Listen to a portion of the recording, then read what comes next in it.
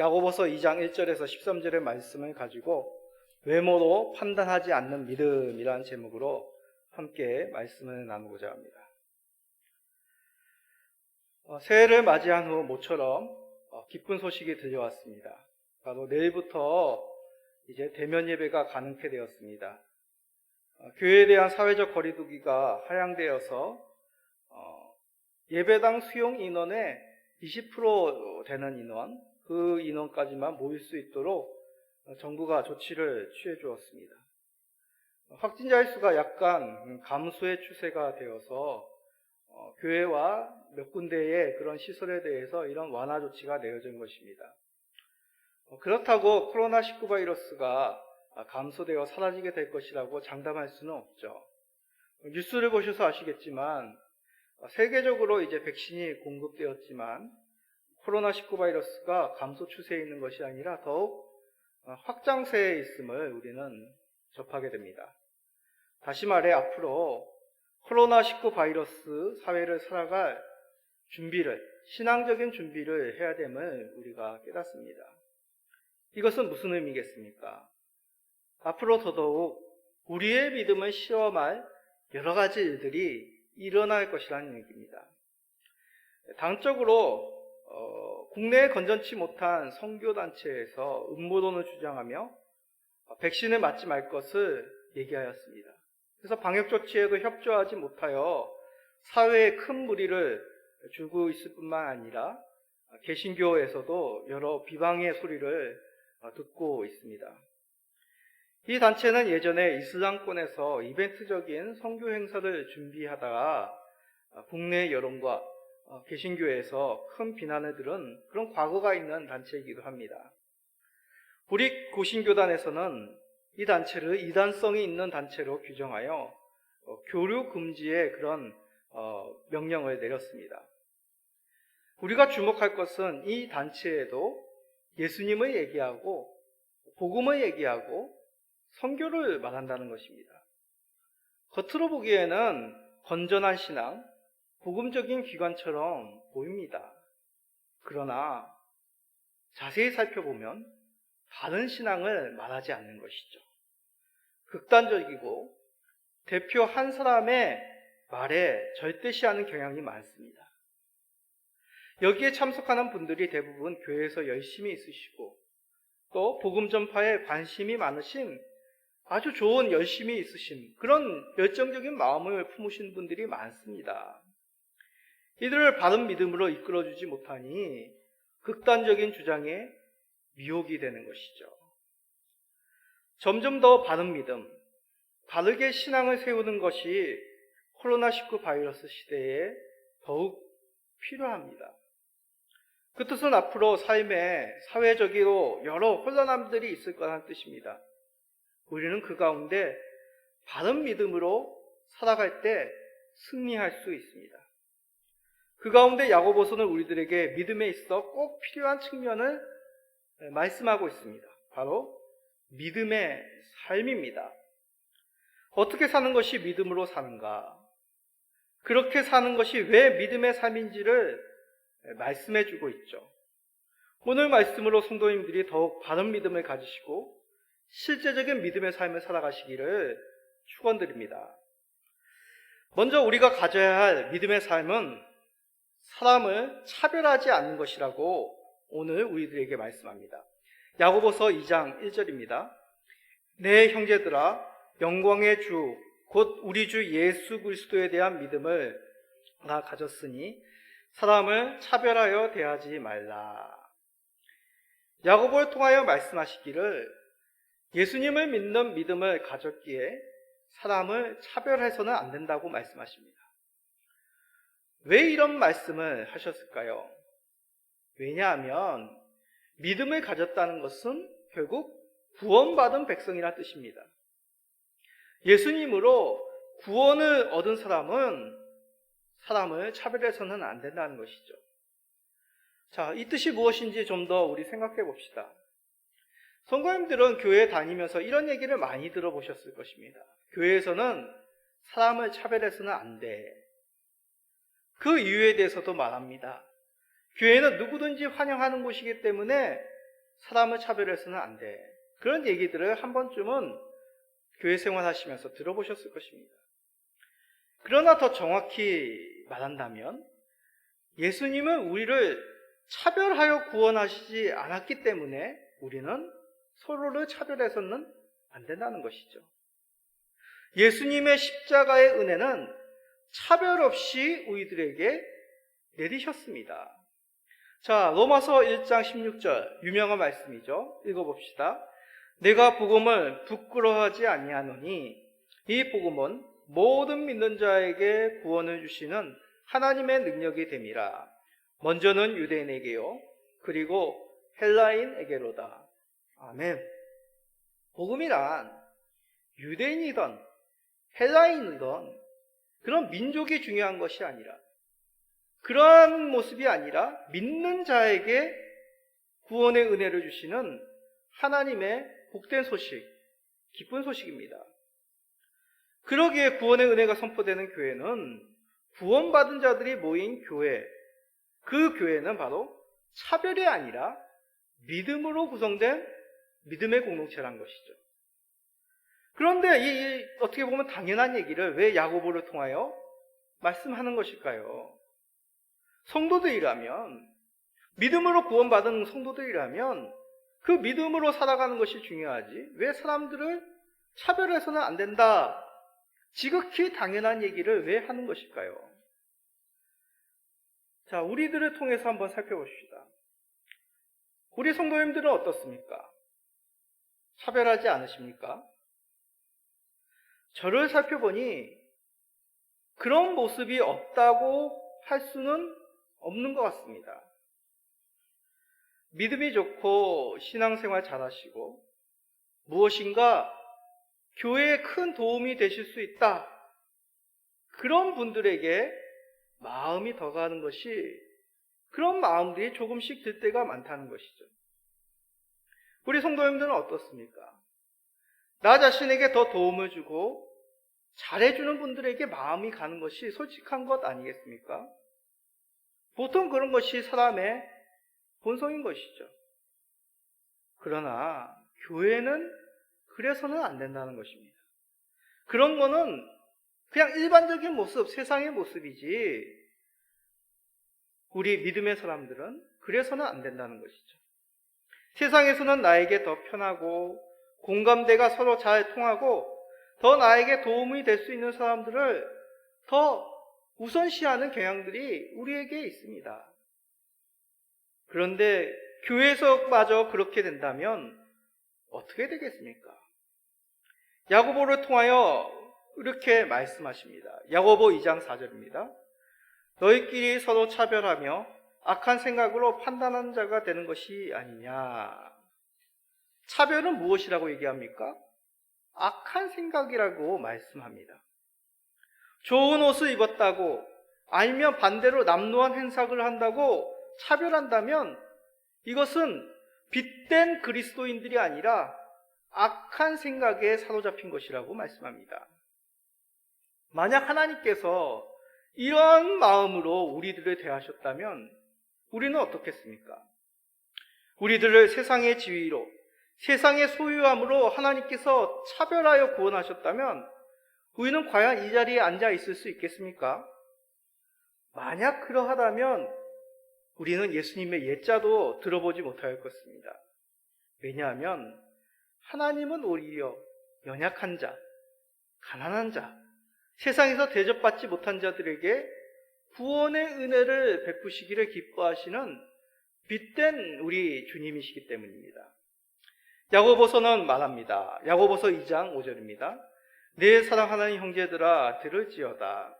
하나님이 세상에서 가난한 자를 택하사 믿음에 부요하게 하시고 또 자기를 사랑하는 자들에게 약속하신 나라를 상속으로 받게 하지 아니하셨느냐.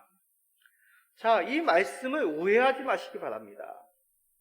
이 말씀의 뜻은 배운 사람, 부자들, 세상에서 권세를 가진 사람들에게는 구원의 은혜가 없다, 구원을 받을 수 없고 교회에 들어올 자격이 없다, 그런 뜻이 아닙니다.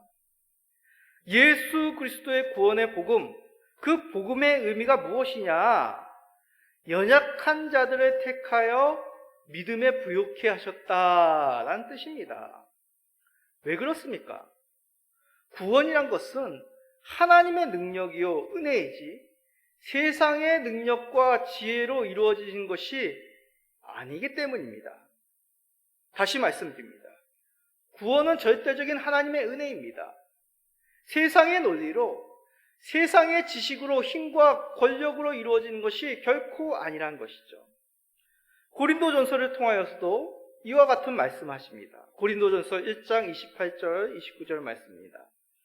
하나님께서 세상의 천한 것들과 멸시받는 것들과 없는 것들을 택하사 있는 것들을 폐하려 하시나니 이는 아무 육체도 하나님 앞에서 자랑하지 못하게 하려 하심이라. 구원은 하나님의 절대적인 은혜로 이루어진 것입니다. 그러기에 하나님을 자랑해야지 다른 것을 높이는 것은 아니란 것이죠. 그런데 부한자가 왔다고 그들을 높이고 그러지 못한 자들을 홀대한다면 이는 구원의 은혜이신 우리 주님의 영광을 가리우는 미련한 모습이란 것입니다. 오히려 하나님을 높이는 것이 아니라 세상의 권세, 세상의 물질, 이것을 높여 하나님의 영광을 빼앗아 엉뚱한 세상의 것으로 덮는 것입니다. 교회가 만약 그런다면 교회는 하나님을 높이는 것이 아니라 세상의 신을 섬기는 이교 집단과 다를 바가 무엇이냐는 말씀입니다. 악한 생각을 주가 되어서 참으로 하나님의 그 빛대심을 드러내지 않는 꼴이 되는 것이죠. 우리는 결코 보이는 것으로 사람을 차별해서는 안 되겠습니다. 구원의 은혜를 베푸신 하나님의 시야로 우리 영혼들을 바라보아야 되는 것이죠. 우리를 외모로 판단치 않으시고 연약한 우리, 감히 하나님 앞에 나올 수 없는 이 죄인된 세상에서 대접받지 못한 우리들을 천국 백성 되게 하신 그 주님의 마음으로 우리는 영혼들을, 사람들을 대해야 되겠습니다. 우리 성도님들은 그러한 주님의 마음으로 이웃을 대하시는, 함께 사랑하시는 우리 모든 성도님 되시기를 축원드립니다. 두 번째로 우리가 가져야 될 믿음, 그 믿음의 삶은 이웃을 내 몸과 같이 사랑하는 믿음이라고 말씀합니다. 야고보서 2장 8절입니다. 너희가 만일 성경에 기록된 대로 내 이웃 사랑하기를 내 몸과 같이 하라 하신 최고의 법을 지키면 잘하는 것이거니와. 성경은 솔직히 부담되는 말씀들을 참 많이 합니다. 오늘 읽은 말씀도 그런 의미죠. 단지 차별하지 말라고만 하신 것이 아니라 어떻게 하라고요? 이웃 사랑하기를 내 몸과 같이 하라는 것입니다. 그것이 바로 믿음의 삶이다 라고 얘기합니다. 그러면서 목 박듯이 말씀하시기를 성경에 기록된 대로라고 합니다. 성경은 누구의 말씀입니까? 하나님의 말씀이죠. 다시 말해 성경에 기록된 대로 이웃 사랑하기를 하라는 것은 하나님께서 최고로 여기시는 그 사랑의 법을 지켜라 라는 뜻입니다. 자, 이 말씀은 구약에 있는 레위기에 있는 말씀을 인용한 것입니다. 레위기 19장 18절입니다. 원수를 갚지 말며 동포를 원망하지 말며 내 이웃 사랑하기를 내 자신과 같이 사랑하라. 나는 여호와니라. 하나님께서 자신의 이름을 걸고 말씀하시기를 원수를 갚지 말고 동포를 원망하지 말며 어떻게 하라고요? 내 이웃 사랑하기를 내 몸과 같이 하라고 하나님이 자신의 이름을 걸고 말씀하신 것이죠. 레위기가 어떠한 말씀입니까? 모세 오경 중 하나로 하나님의 선민으로 어떻게 살아야 되는지, 어떻게 사는 것이 하나님의 선민의 거룩한 삶인지를 말씀하는 것이 레위기 말씀입니다. 하나님의 백성으로 그 하나님의 거룩을 닮아가는 그 삶 중에 하나가 무엇이라고요? 내 이웃 사랑하기를 내 몸과 같이 하는 것이 바로 거룩한 주의 백성의 삶이다라고 말씀하는 것입니다. 이 출애굽한 백성들은 애굽 땅에서는 그러지 못하였죠. 노예 생활을 하면서 그들에게 가장 중요한 것은 자신의 생존, 자신의 안위였습니다. 살아남는 것이죠. 그래서 자신에게 어려움이 찾아오면 어떻게 합니까? 원망을 합니다. 하나님을 원망하고 모세와 아론을 원망하였던 것이 애굽에 살았던 이스라엘 백성들의 모습이죠. 그러나 그들이 이제 하나님의 은혜로 출애굽하게 됩니다. 이제 하나님이 약속한 거룩한 땅으로 날아갑니다. 이제 새로운 법으로 옛된 그런 삶을 벗어버리고 새로운 하나님의 구원받은 백성으로 살아가야 되는데, 그런 하나님의 은혜를 받은 자답게 거룩한 선민으로 이제 이웃을 내 몸과 같이 사랑하는 새로운 법을 하나님께서 주신 것이죠. 유대인들에게는 이 말씀이 참 힘들게 느껴졌을 것입니다. 그렇기에 우리 하나님은 특별히 못 박아서 자신의 이름을 걸고 이 이웃사랑을 말씀하신 것이죠. 온 율법을 지키다가도 이웃을 사랑하지 않으면 어떻다고요? 이것은 죄를 범한 것이 됩니다.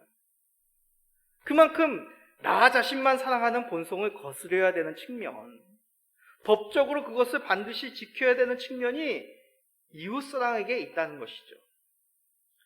익숙하지 않기에 하나님께서는 법으로 이것을 정하셨다는 것입니다.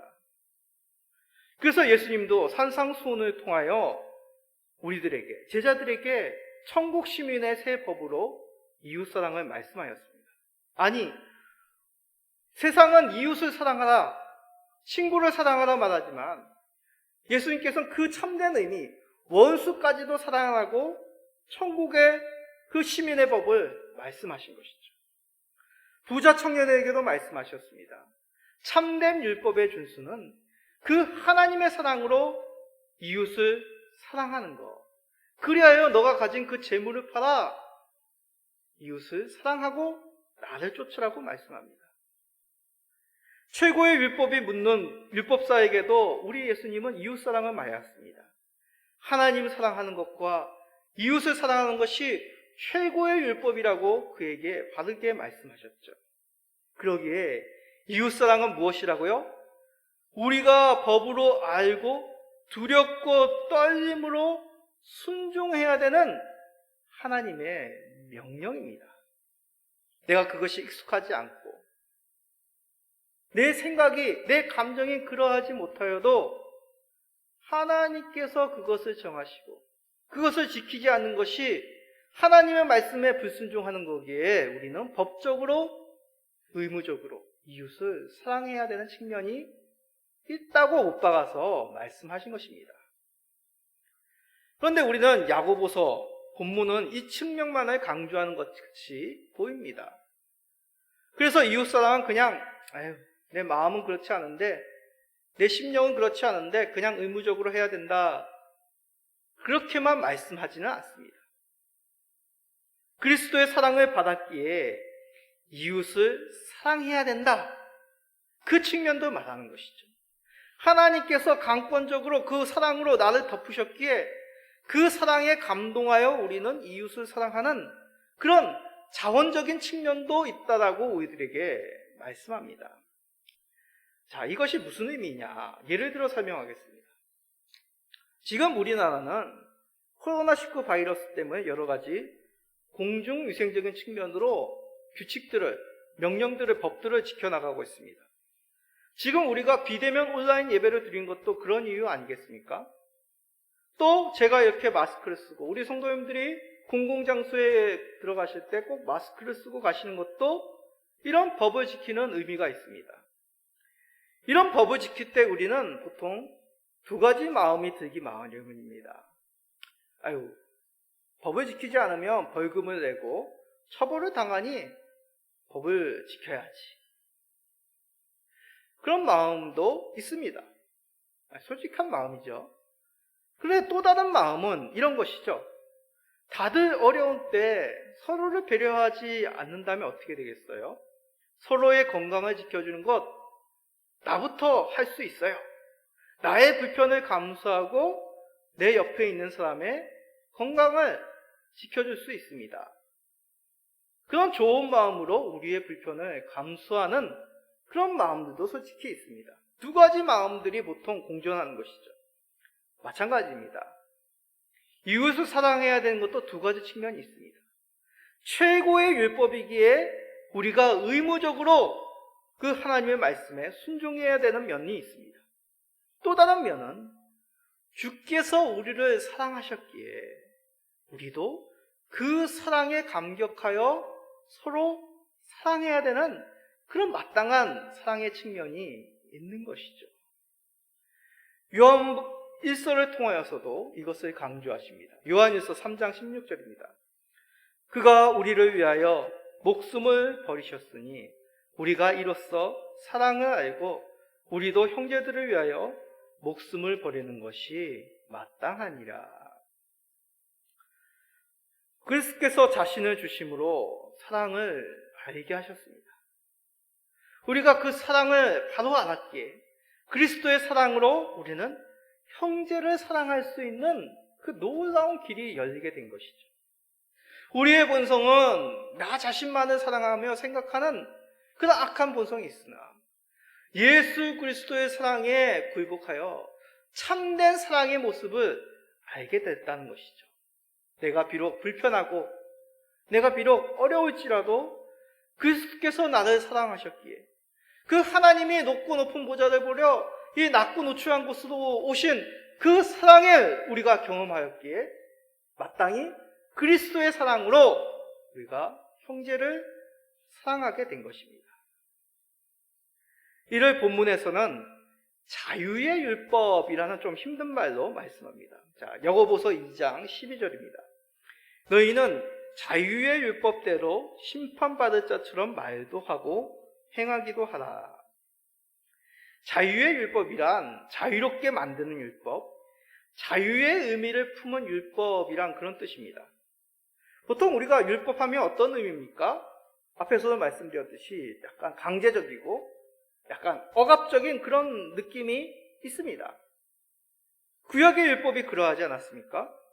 앞에서 말한 사랑치 않으면 법을 어기게 된다는 말씀이 그런 약간 형법적인 강제적이고 반드시 지켜야 되는 어떤 굴레적인 의미가 있습니다. 그러나 우리 예수님은 이 율법을 완성하신 분으로 오셨습니다. 그가 직접 자신의 몸으로 율법의 모습을 보여주시고 참된 사랑이 무엇인지를 완성하신 우리 주님이십니다. 그러기에 예수님 안에서 그 율법은 자유하게 되었습니다. 그러면 이 자유로 무엇을 할까요? 예수님이 그리스도의 사랑으로 완전한 사랑을 이루셨으니 나는 이제 아무렇게나 살아도 돼. 이것이 자유가 아닙니다. 이 자유로 마땅히 우리는 이웃을 사랑하는 것이죠. 앞에서 예화를 들어 설명한 것처럼 세상도 그러한 자유가 있지만 이웃을 배려하는 마음으로 잠시나마 자신의 불편함을 감수하는 그런 모습이 있습니다. 그래서 자원하여 마스크와 공중위성에 신경을 쓰는 것 아니겠습니까? 강압적이지 않더라도 진짜 벌금을 매기고 정말 카메라로 감시를 하지 않더라도 사람들은, 특별히 우리나라 사람들은 너무나 공중적인 그런 도덕들을 세계적으로 볼 때 참 잘 지키는 민족 아니겠습니까? 이웃을 배려하는 마음이죠. 그래서 불편함도 감수하는 것이 세상에서도 있습니다. 그렇다면 그리스도의 사랑을 받은 우리들에게 우리 예수님이 자유를, 그 율법에서부터 온전한 의미를 이루셨다면 우리는 그 자유로 무엇을 해야 되겠습니까? 그리스도 안에서 자유를 얻었으니 그 자유로 마땅히 형제를 사랑하는 것입니다. 이것을 율법을 지킨다라는 그런 자유의 율법을 지킨다는 의미로 말하는 것이죠. 그리스도 안에서 자유롭게 된 마음으로 이웃을 사랑함으로 긍휼을 베푸는 것, 이것이 그리스도 안에서 자유로움을 얻은 우리 성도들의 마땅한 삶의 모습이라고 가르치고 계십니다. 그래서 최종적으로 야고보서 2장 13절을 말씀하십니다. 긍휼을 행하지 아니하는 자에게는 긍휼 없는 심판이 있으리라. 긍휼은 심판을 이기고 자랑하느니라. 결국 이웃을 사랑함은 긍휼이란 열매로 아름답게 드러나게 됩니다. 긍휼은 주께서 우리에게 품으셨던 마음입니다. 우리를 불쌍히 여겨주시고 그 상처 입은 심령을 싸매어 주신 것이 긍휼의 마음이셨습니다. 대표적으로 성경에서 긍휼의 모습을 잘 드러낸 사람, 바로 사마리아 사람, 예수님의 예화 속에서 드러난 사마리아 사람이죠. 이 사마리아 사람은 여리고로 내려가다 강도당하여 쓰러져 있는 사람을 발견합니다. 그 사람을 긍휼의 마음으로 돌보아주고 또 그를 짐승에 태워 요한까지 옮겨주고 그 모든 재반의 비용을 다 감당해 줍니다. 이 예화를 말씀하시면서 예수님이 묻습니다. 누가복음 10장 36절 37절입니다. 내 생각에는 이 세 사람 중에 누가 강도 만난 자의 이웃이 되겠느냐? 이르되 자비를 베푼 자니이다. 예수께서 이르시되 가서 너도 이와 같이 하라 하시니라. 하나님께서는 우리를 긍휼의 마음으로 바라보시고 귀하신 독생자 예수 그리스도를 보내어 주셨습니다. 우리를 긍휼의 마음으로 고쳐주시고 자유케 하셨습니다. 우리의 참된 이웃이 되어주셨습니다. 예수님은 말씀하십니다. 이제 너도 이와 같이 하라. 선한 사마리아인 같이 긍휼의 마음을 가지라고, 그리고 긍휼의 마음뿐만이 아니라 이것을 행하라고 말씀하신 것이죠. 제사장과 레위인들은 행하지 못하였습니다. 이 예화 속에서 나오는 이 두 사람은 그저 그 광경을 지나고 그냥 모른 척 하였습니다. 오늘날의 관점에 보면 그런 생각도 듭니다. 갑자기 여러분 어떤 도움이 필요한 상황이 되면 어떤 분들은 막 달려가서 도와주고 하지만 대부분의 사람들은 약간 하며 멈칫 약간 우왕좌왕 어떻게 해야 될지 몰라서 약간 초조해하고 발망 동동 구르는 경향들이 많습니다. 그런데 여기서 얘기하는 제사장과 레위인은 그런 마음으로 지나간 것이 아닙니다. 그 뜻을 말하는 것이 아닙니다.